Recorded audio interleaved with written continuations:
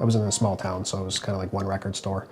I just walked there after school and picked up my records. A lot of 45s that I would buy there too.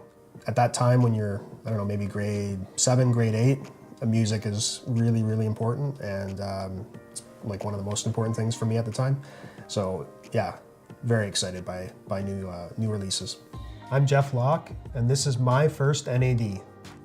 I grew up listening to whatever my parents were listening to. So at the time it was things like Bob Dylan, the Jefferson Airplane.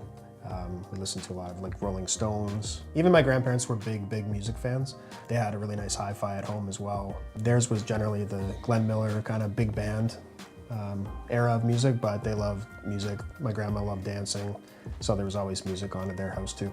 So when I first got into audio, and I had moved out on my own, I picked up what I could afford at the time, which is a pretty decent stereo system.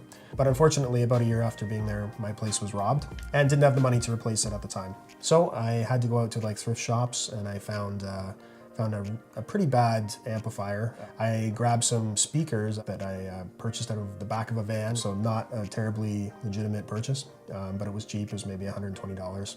And that's the system that I used for probably a good 20 years.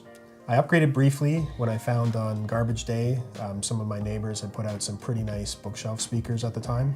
But then I was just thinking, like, I've been working for 20 years, I've got a decent job, gotta have like a little self-respect here. I shouldn't be like dumpster diving for audio. I should actually invest a little money in this hobby. So after going to a local kind of hi-fi audio shop, I auditioned some equipment. Listened to, they had a lot of NAD amplifiers and they just sounded great. They had the most value, best build quality, just a really nice, accurate sound reproduction. It sounded crystal clear, so I was sold. I picked up the NAD C356 BEE.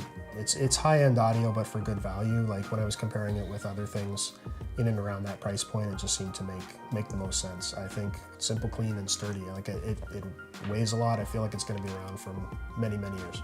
When I first brought it home and set it all up, hearing your own records again in your own space, but the difference between my old ridiculous amplifier and the underpowered speakers, just hearing one of my favorite records for the first time again, it was really different, and I couldn't believe what I was dealing with or allowing myself to deal with for the last 20 years. So it was just like a breath of fresh air.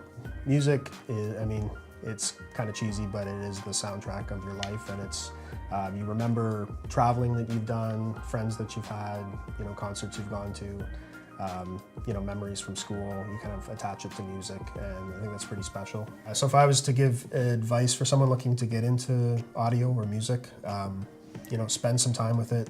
Definitely read reviews online, but go into some stores where you can actually audition the equipment and hear it for yourself.